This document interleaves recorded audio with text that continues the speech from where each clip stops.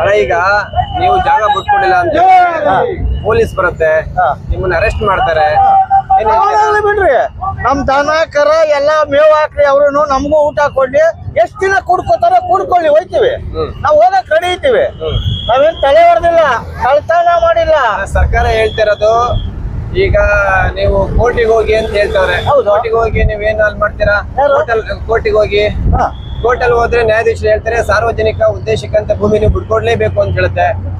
ಈ ರೈತರಿಗೆ ನಾವು ಬಿಡಲ್ಲ, ನಮಗ್ ಬೇಡ, ಬೇರೆ ಕಡೆ ಮಾಡ್ಕೊಳ್ಳಿ.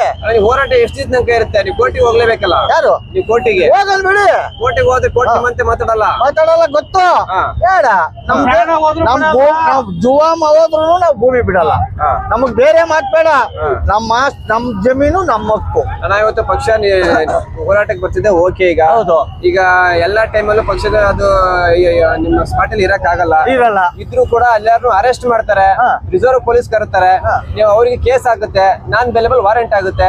ಸರ್ಕಾರದ ಎಗೇನೆಸ್ಟ್ ನೀವು ಹೋರಾಟ ಮಾಡ್ತೀರಿ ಅಂತ ಏನ್ ಹೇಳ್ತೀರಾ?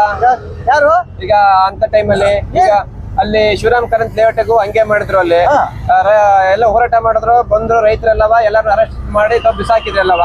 ಏನ್ ಮಾಡ್ತೀರಾಗ? ಮಾಡಿ ಬಿಡಿ.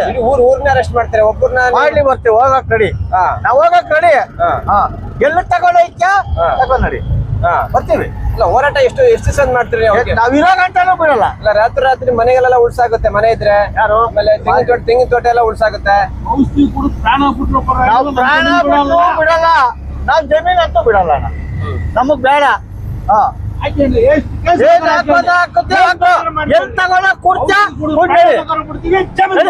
ಎಲ್ಗೂ ಸರಿ, ಎಲ್ಗಾರು ರೆಡಿ ನಾವು. ಬರ್ತೀವಿ, ಬರಕ್ ರೆಡಿ. ನೀವು ಕೋರ್ಟ್ ಅಲ್ಲಿ ಕೇಸ್ ಹಾಕಿದ್ದೀರಾ ಯಾರಾದ್ರೂ ರೈತರು? ಯಾರು? ನೀವು ರೈತರು ಕೇಸ್ಗಳು ಇರ್ತವೆ. ಅಲ್ಲ, ಈಗ ಕೇಸ್